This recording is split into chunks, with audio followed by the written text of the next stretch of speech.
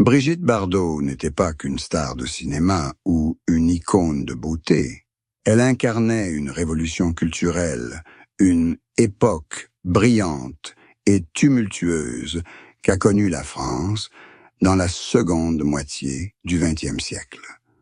Pour comprendre pourquoi les médias français l'ont surnommée la dernière légende, il faut remonter aux années 1900,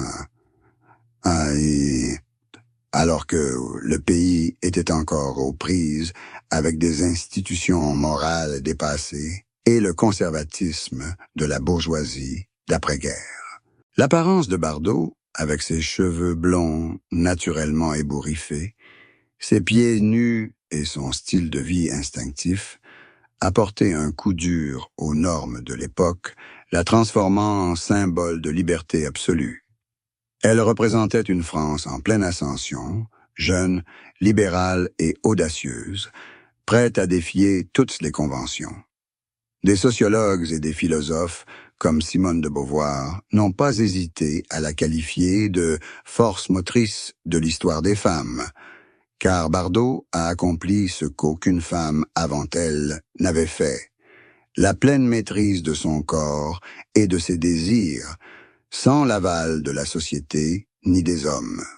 C'est Bardot qui a fait sortir le concept de libération féminine des cercles universitaires arides pour l'ancrer dans la vie populaire avec une énergie inouïe. Le Ère Bardot fut aussi celle où la France retrouva son statut de centre culturel majeur sur la scène internationale, et où Saint-Tropez, autrefois village de pêcheurs isolés, devint, grâce à son influence, un havre de romantisme et de luxe. L'influence de Bardot fut telle qu'elle devint le premier modèle pour la statue de Marianne, symbole de la République française, en 1969, une reconnaissance nationale officielle qui reconnaissait que sa beauté et son esprit incarnaient l'âme de la France.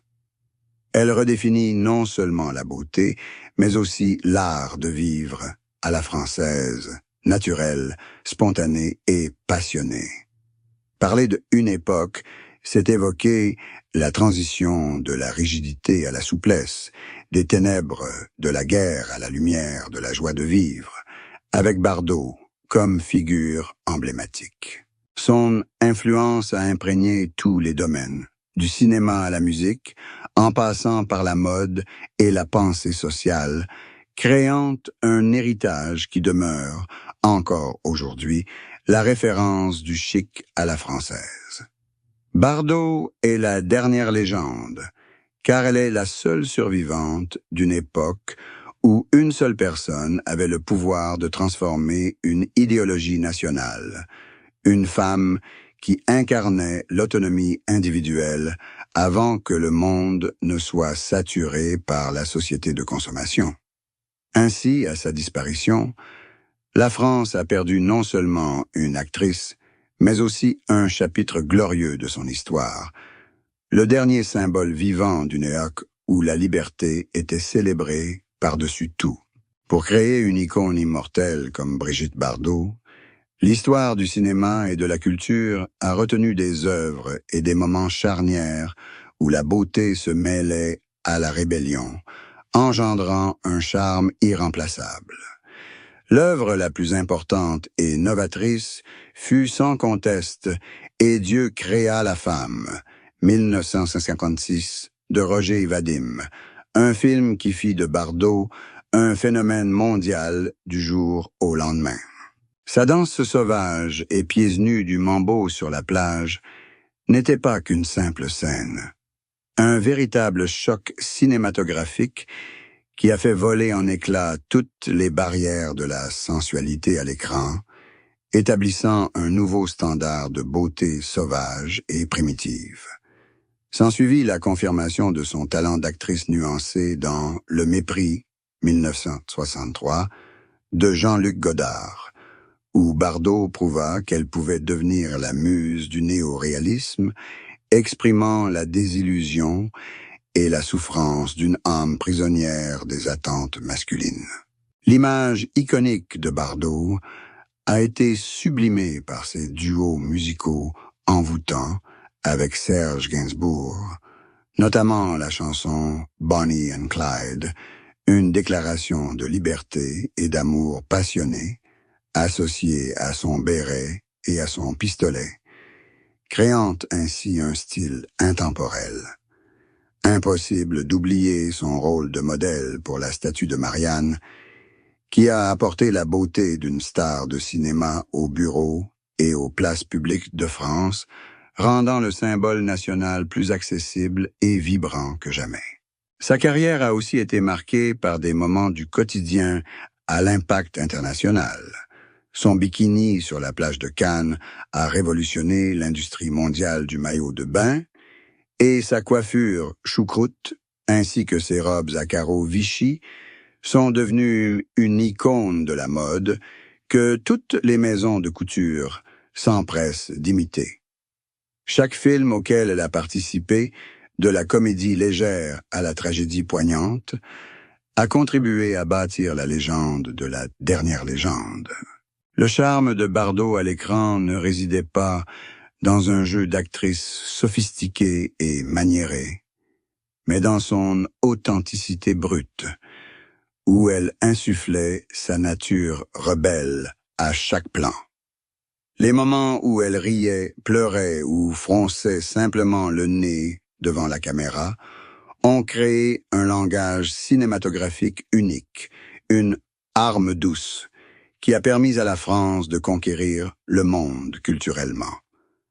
Ce monument repose sur son courage lorsqu'elle a décidé de se retirer en 1973 au sommet de sa gloire, un acte de suicide artistique pour préserver son authenticité, rendant sa légende encore plus radieuse et mystérieuse aux yeux de la postérité. Derrière la statuette éblouissante et les applaudissements du monde entier, se cache une face sombre et douloureuse de la célébrité que Brigitte Bardot a endurée toute sa vie. Une profonde solitude, de profondes blessures émotionnelles et une attitude farouchement rebelle envers la société. Devenir la femme la plus photographiée au monde, la priver du droit à une vie normale, transformant chaque instant privé en une proie facile pour les paparazzis et la presse à scandale. Bardot a confié se sentir comme un animal, pris au piège de sa propre beauté et de sa célébrité, incapable d'échapper à la curiosité brutale de la foule. Sa solitude n'était pas due à un manque d'entourage, mais plutôt à l'absence d'âme véritablement empathique, capable de comprendre la Brigitte derrière le symbole bébé. Ces traumatismes psychologiques ont engendré des périodes de dépression sévères et des tentatives de suicide, comme des appels au secours désespérés sous les feux de la rampe. Le traumatisme découlait également de son objectification par la société, traitée davantage comme un produit commercial que comme une artiste à part entière, ce qui engendra du ressentiment et une perte de foi en l'humanité. C'est de ces blessures qu'elle tira une forte opposition aux normes morales hypocrites du show business et de la politique. Elle choisit de quitter Paris et ses fêtes fastueuses pour se retirer à la Madrague, où elle ne trouva de réconfort que dans le silence et la fidélité des animaux. Sa rébellion s'exprima également à travers ses prises de position incisives, parfois extrêmes, sur l'immigration, la religion et la politique dans ces dernières années, provoquant fréquemment des procès et des réactions négatives du public. Cependant, d'un point de vue psychologique, cette résistance était sa façon de protéger les derniers vestiges de son identité avant d'être complètement consumée par la célébrité. Elle préférait être haïe pour ce qu'elle était vraiment plutôt qu'aimée pour une image factice projetée sur grand écran. Le côté sombre de la célébrité forgea une Bardot inflexible, Une femme qui choisit la solitude avec ses animaux plutôt que de faire des compromis avec un monde qu'elle jugeait cruel et hypocrite. Ce traumatisme l'a transformée en guerrière, mais aussi en victime d'une époque où la célébrité était devenue une nouvelle religion, exigeant les sacrifices les plus brutaux. Lorsque les médias la qualifiaient de « dernière légende », ils reconnaissaient du même coup la souffrance endurée par cette légende pour accéder à l'immortalité dans la mémoire de l'humanité. La vie de Brigitte Bardot fut une épopée d'amour passionné et de ruptures douloureuses, chaque chapitre sentimental jouant un rôle crucial dans la construction de son destin et de sa personnalité. Son premier amour avec le réalisateur Roger Vadim fut bien plus qu'un mariage, la naissance d'une légende. C'est Vadim qui perçut le potentiel rebelle de sa beauté et la façonna pour devenir l'icône bébé. Sa séparation d'avec Vadim, lorsqu'elle tomba amoureuse de Jean-Louis Trintignant sur le tournage de « Et Dieu créa la femme », forgea l'image d'une Bardot toujours guidée par ses instincts, sans se soucier des conventions sociales. Cependant, cette liberté eut un prix très élevé. Son second mariage avec Jacques Charrier laissa la blessure la plus profonde, la naissance de son fils unique, Nicolas, et la crise qu'elle traversa lorsqu'elle admit ne plus pouvoir assumer son rôle de mère. La rupture dévastatrice avec Charrier et la rupture définitive avec son fils la plongèrent dans un profond sentiment de culpabilité et de solitude, intensifiant son désir d'amour véritable tout en la rendant plus craintive à l'égard de celui-ci. Ses relations avec Gunther Sachs et Serge Gainsbourg, malgré des moments de romance et d'inspiration artistique, se soldèrent par des ruptures douloureuses, renforçant sa conviction de la futilité de la fidélité humaine. Chaque séparation marqua une transformation, l'éloignant peu à peu de l'image idéalisée du foyer familial pour aspirer à une indépendance absolue. Les hommes qui croisèrent son chemin étaient souvent fascinés par l'icône Bardot, mais incapables de supporter sa véritable nature, imparfaite et rebelle. Finalement, après bien des épreuves, elle trouva une paix relative auprès de Bernard Dormal, qui accepta de vivre dans l'ombre d'une légende et partagea son amour des animaux. Ces relations et ses peines de cœur ont façonné la Bardot d'aujourd'hui. Une femme qui a compris que le plus grand et le seul amour qui ne la trahira jamais est celui qu'elle porte à la nature et aux animaux. Les échecs de ses relations amoureuses devinrent un puissant catalyseur, la poussant vers des activités philanthropiques où elle trouva le véritable sens de la vie. Les ruptures n'étaient pas seulement la fin des relations, mais le début d'un cheminement vers la découverte de soi, la transformant d'une femme en quête d'amour masculin en une femme qui n'aspire qu'à sa propre liberté et à sa propre compassion. Le destin de Bardot est tissé de baisers et de larmes, esquissant le portrait complexe d'une femme qui, à la fois, désire ardemment être aimée et est prête à tout sacrifier pour être elle-même. À l'annonce du décès de Brigitte Bardot, les médias français et internationaux ont déversé un flot d'hommages, de symboles nostalgiques et d'émotions.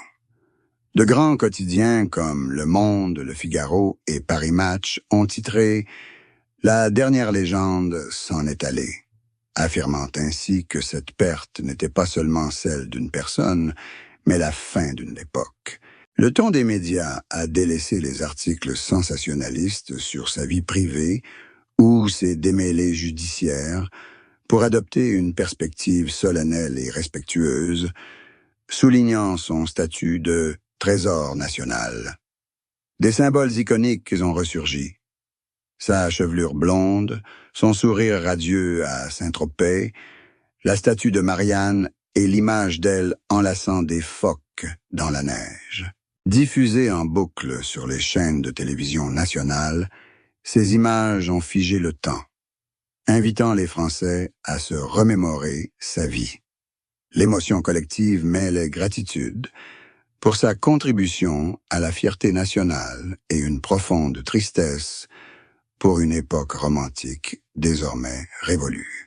Les stations de radio diffusaient en boucle sa musique et celle de Gainsbourg, ravivant les souvenirs de générations entières. Les médias ont également habilement intégré son engagement pour la protection animale, le présentant comme le chapitre final, empreint d'humanité et de rédemption, d'une vie marquée par la controverse. L'événement a été couvert à une échelle comparable à des funérailles nationales non officielles, où les plus grandes personnalités politiques et culturelles ont présenté leurs condoléances les plus sincères. Même des journaux internationaux comme le New York Times et The Guardian lui ont consacré une large place, la qualifiant de femme qui a changé le monde par sa beauté et sa volonté. Cet hommage médiatique a contribué à sanctifier l'icône, tolérant ses erreurs et controverses passées et les considérant comme faisant partie intégrante de son admirable esprit rebelle. L'icône Bibi n'est plus une personne de chair et d'os avec ses défauts, mais une figure culturelle intemporelle, un fragment de l'âme française inscrit dans la mémoire collective. Les médias sont parvenus à créer un moment de recueillement national en son honneur, transformant sa mort en une leçon de liberté et en une démonstration du pouvoir de l'individu à façonner l'histoire.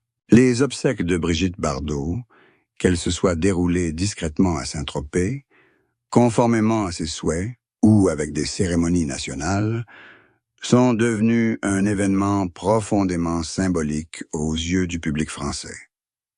Il ne s'agissait pas simplement d'un adieu à la défunte, mais d'un message national célébrant la liberté et la compassion. Le public s'est rassemblé à Saint-Tropez non pas pour provoquer des troubles, mais pour déposer des fleurs sauvages, des peluches et des messages de gratitude le long des murs de sa propriété de la Madrague. La cérémonie funéraire, bien que simple, était empreinte d'une aura légendaire. La présence de représentants d'organisations de protection animale du monde entier, aux côtés de personnalités politiques de premier plan, témoignait de la fusion de ces deux vies dans ces derniers instants. Le message national véhiculé était la reconnaissance que la France chérit toujours celles et ceux qui osent vivre différemment et défendre des valeurs vulnérables. Aux yeux du public, ces obsèques ont été une réconciliation. Ceux qui l'avaient jadis critiqué pour ses prises de position politique s'inclinaient désormais respectueusement devant une femme qui avait consacré plus de la moitié de sa vie à l'idéal de la protection animale. L'image des chiens de sauvetage et des bénévoles de la Fondation Brigitte Bardot, en tête du cortège, était un détail profondément émouvant, affirmant que son véritable héritage ne résidait ni dans la gloire ni dans l'argent, mais dans la vie de tous les êtres. La cérémonie nationale, s'il y en a eu une, n'était pas celle des médailles et des coups de canon, mais un moment de silence national pour une Marianne de chair et de sang qui avait fait de la fierté du pays. Ces funérailles ont également servi d'exemple aux jeunes générations, leur enseignant la valeur de la constance et de la compassion. Le public français y a vu la fin d'un âge d'or, où des valeurs comme l'individualité et l'indépendance primaient sur le glamour superficiel. Les photos des funérailles qui ont circulé sur les réseaux sociaux n'ont pas été partagées par simple curiosité, mais avec respect. Chaque partage était une affirmation. Bardot est éternelle. Cet événement a transformé Saint-Tropez en un sanctuaire spirituel où, chaque année, on revient se souvenir non seulement d'une star de cinéma, mais d'une femme qui a vécu pleinement et n'a jamais cédé au mal. Le dernier message que la France a transmis à travers ses funérailles était « Nous sommes fiers d'elle, une légende qui a vécu et est morte, comme un symbole éternel de liberté ». L'évaluation ultime de Brigitte Bardot, la dernière légende, reconnaît un double héritage vaste et paradoxal, à la fois brillant et profondément influent. Au cinéma et dans la culture, son héritage est une révolution dans l'image de la femme, ouvrant la voie aux générations futures en matière d'indépendance et de droit à disposer de leur corps.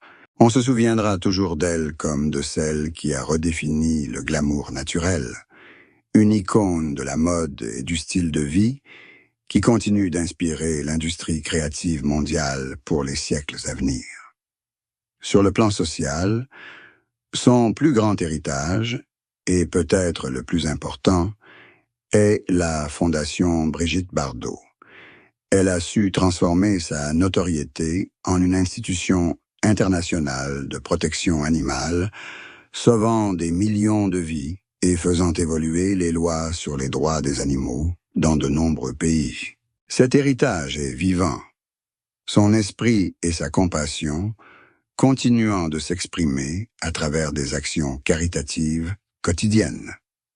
Cependant, son héritage comprend également des débats politiques et sociaux, nous rappelant qu'une légende est aussi un être humain avec ses biais et ses erreurs. Mais ce sont précisément ces contradictions qui rendent le portrait de Bardot encore plus authentique. Les Français l'aiment non pas parce qu'elle était parfaite, mais parce qu'elle a vécu une vie authentique, fidèle à elle-même. La dernière légende signifie qu'elle fut la dernière représentante d'une époque où les valeurs individuelles pouvaient engendrer des bouleversements mondiaux.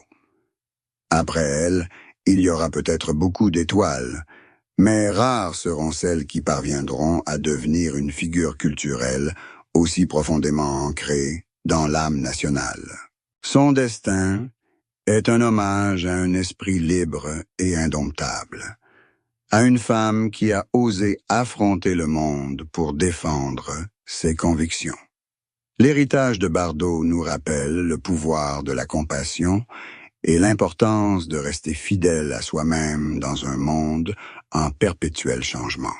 Elle laisse un vide irremplaçable dans le cœur de la France, mais aussi une flamme d'espoir, celle de vivre une vie riche de sens et d'oser poursuivre ses idéaux.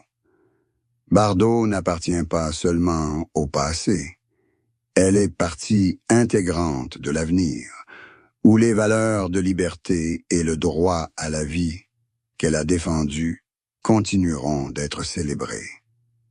La légende s'achève, mais l'histoire de la fille de Saint-Tropez, de la Marianne de France, sera racontée à jamais comme un chant éternel de beauté, de rébellion et de grande compassion. Grande compassion, grande compassion, grande